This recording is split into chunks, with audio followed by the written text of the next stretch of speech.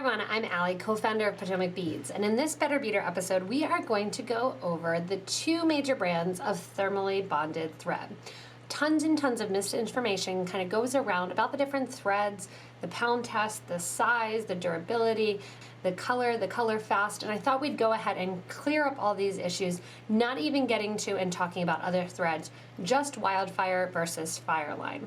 Both are great threads. Both are thermally bonded threads, which means they're kind of braided together, and they have an awesome technology that allows them to be super, super strong while very, very thin. Now, here's where some differences are going to come into play. So when I have the thermally bonded thread idea, it is that thermally bonded threads allow for no stretching, that you're not going to be able to poke a needle through it, it's not going to fray, and you're not going to need to wax it. And the stretching issue is a really big issue. That's where that thermally bonded thread is going to become better than, say, a Nymo or a Hana thread. That being said, most of these thermally bonded threads, the WildFire and the FireLine, are going to be better for looming, for often on loom thread and needle projects. They can hold some lightweight beads if you're not using beading wire, but they are not going to be great for fringe earrings or things that really fall and kind of hang down. That's where you want a thread that's not thermally bonded. So what is the difference and what are the threads? This actually came up in a link and questions in our beading group on Facebook for beading and joy making. So I thought, what better way than to do a better beader about this and kind of talk about some of these different things that are going on. So the main thing is who manufactures them. So they are not manufactured by the same company. That is a fallacy that a lot of people will kind of see. They are manufactured by Berkeley, which is a fishing brand. That's going to be your FireLine, and Beading, which is a beading brand that is done with, or that manufactures WildFire. Both again are those microfuse braided bead thread. This recently got on here once the beadsmith, who is a distributor of the Berkeley FireLine, picked it up and got their own branding on it. Beadsmith does not create this Berkeley line. They purchase it from Berkeley and they brand it as their branding. Their branding logo also has the Merco fused braided bead thread. Hopefully they've caught on to the fact that they spelled micro wrong here. But they have, so Beadsmith has a contract probably with Berkeley where they're allowed to put their own label on it, and they have it now listed as a braided bead thread. Previous ones that were listed do not have it as a braided bead thread if you have an older that doesn't have the Beadsmith on, or if you get it from a fishing supply company. The reason you can get it from a fishing supply company is because, guess what? Berkeley is a fishing supply company. The thread was not manufactured or made for beading. It just so happens that it's a great beading thread. Now, everybody's going to have their opinions of one over the other. They're usually a supporter of one or the other. Use both to find out exactly what you like and exactly which one you want to use. Don't make judgments based on other people. It's all about feel, texture, and how you're using them and the style of beading that you're doing. There's honestly not that much difference to the durability and how they hold up, other than the color fastness, and we'll talk about that in a little bit. So Berkeley manufactures it, and Beading sticks their logo on it in conjunction with it. It says here that it's US made, just like Beading, but Beading actually owns WildFire and produces the WildFire thread themselves, unlike the beadsmith who's buying fishing thread and marketing it to beaders for Berkeley. When you look at the two different pieces, or the two different kind of packagings, looks pretty similar. On the different pieces here, and I'll show a couple different, unfortunately I have labels. I tried to grab them before they were labeled and they were too fast for me. But there's different sizes of the thread. Bead pattern makers, please stop using pound weight in your description of what you need. Pound weight is going to have nothing to do with the actual diameter of the thread. You're looking more for that 0.006 when it comes to it, or 0.008, which a lot of people are confused that this is the pound weight. For beading, we don't need pound weight. That's a fishing reference. It's still on there, it still goes on there. Please stop using the pound weight as in your instructions, well, I need this pound. Well, guess what? We're not fishing. We don't need that pound weight. What you really want to worry about is the inch, the actual diameter of the thread. That's going to be important to know if you have a bead thread, how many times that thread can fit through the bead before it doesn't fit anymore. When it comes to the actual FireLine, the fishing thread comes that we carry it in a 4, a 6-pound, an 8-pound, and a 10-pound size. Again, the pound does not matter at all. What you're looking more for is the 10-pound is going to be 0.008 in inch diameter. The 8-pound is going to be 0.007, 6.006, and the 4-pound is 0.005. Unlike bead, WildFire, where we have 0.006 and then we have the 0.008, which is a little bit thicker in those brands, they do not generally advertise what kind of thread, what poundage it is. They originally had them on their labels, so you'll still find some with that there, but they got smart and took it off because it has nothing to do with beading. They were just trying to make it like a similar brand and a similar product. The products themselves are basically highly ultra lightweight molecules of polyethylene that are fused together to make the threads.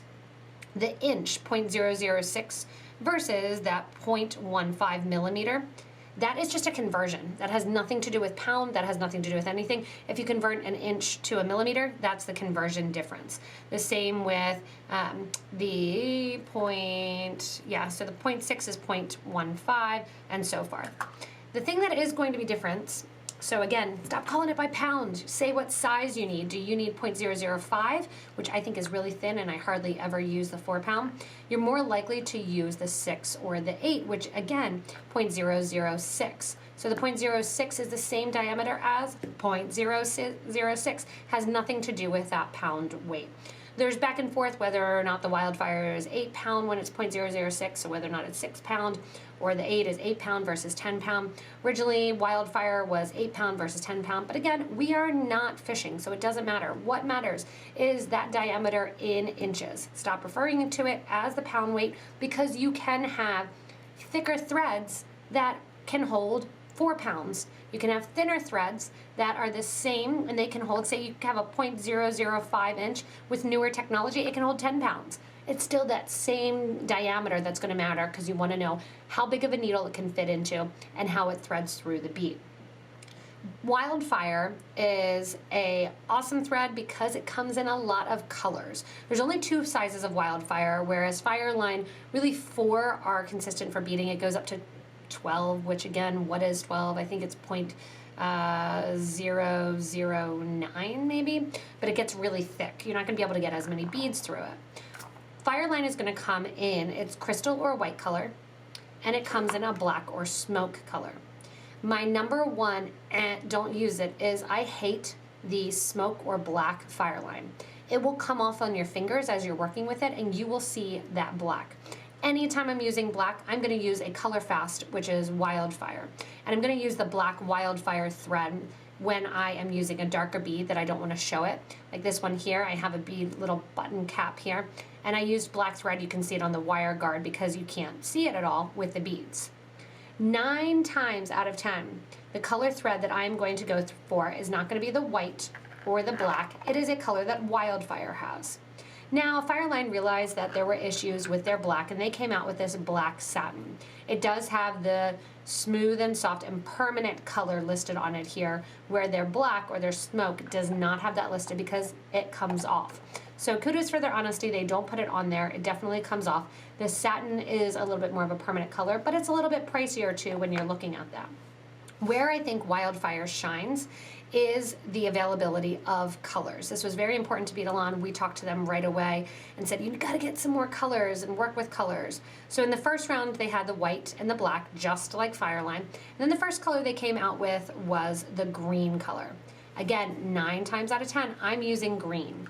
It gets really, really great and kind of hides even inside of yellow crystals with any sort of green, teal beads. If you're using any sort of pinks, it actually really kind of blends into the pink. I use the green thread, the whole one, on this cherry with the weeping cherry necklace. And most of the beading that I do in all the different colors, I am using the green. Second to green, I use white or gray. The second wave of colors after the green that WildFire came out with were a red and a blue. So they have this bright blue, which honestly I don't use as often, and a bright red. However, in your design, if you want to make the thread count, if you're going to see something like this Endless Summer, where I used white because I didn't want to see the thread as much, but it's a brick stitch around a form, so you are seeing the thread. If you want it to be part of the design, check out the red or the blue thread, which are going to be a little bit brighter for using. Their last color that WildFire came out with is gray. Gray is a great in-between color that works really, really well anytime you're using silver. So if I was doing this form again, I probably would do silver and use that gray thread with the silver. You can also use the different threads and make them part of the design and have those threads stand out. 99% of the time, I'm using that green. The other times when I'm using it, I'm going to use usually the gray and then the white as my final go-to for the different threads that I'm working with. So green to me is far exceeds and outweighs the idea of using a fishing thread that only comes in the white and the black. Color is very, very important, and you can't dye because of its thermal bonding and the way that it is made and manufactured and conditioned. You cannot dye the thread like you can with some others. So you can't get that perfect color match. So the gray and the green to me really, really blend in nicely. I know there's going to be tons and tons of different things that go on with the comments on here, and it'll be fun to see everyone's comments going on here. And I actually read off of a book and wrote everything down so that we made sure that I didn't miss anything. And it'll be interesting to see, and I know people have what threads are their favorite, what are their least favorites. Tell us why you like it, why you don't like it. Recently I've heard that there was a bad batch of FireLine and people have threads cutting. Haven't heard that about WildFire. Somebody would say, you know, WildFire stretches. Doesn't stretch for me. I've never had an issue with it. I see also the common thing that says, well, the black comes off the WildFire. It doesn't come off the WildFire, it comes off FireLine. FireLine was smart and produced that black satin. Really nice thread. It's just a little bit more pricey than your alternative if you go into a WildFire beading thread. Number one thing, try it out. I gravitate towards WildFire because for me it's really a color issue. I don't want to see the thread. And when I don't want to see the thread, I don't want to use a black thread or a white thread if I'm using blue beads. I use a green thread, which is a little bit interesting, but trust me on that one. When you're using the different colors and you're using the different threads, please refer to them as their diameter, not their pound test, because it actually adds a lot of confusion to the market, because the only company that refers to their threads in pound test is going to be the FireLine with Berkeley, because it is a fishing company and not a beading company. Even though the beadsmith has smartly labeled it as a beading thread, because it's now a beading thread, let's be serious, it's used for beading now, but that wasn't its first intentional use when it was created. That's why it has the pound, and I wish everybody would stop using the pound and take it off, because it does definitely add a little bit of conflict. And when people say, well, I need this pound, well, what size do you need? You don't actually need a certain pound weight generally for beading. It's the size that matters, not the pound fish that you're catching, because most likely your bead is not going to be 4 pounds or your bracelet is not going to be 4 pounds. If it is, kudos to you. You probably did a lot of stitching, or you may actually need a different type of stringing material. Remember, if you need and love and like any of the WildFire or FireLine, we're happy to get them to you here at PotomacBeads.com as well as PotomacBeads.eu. Check the links below me to get links to purchase from us online.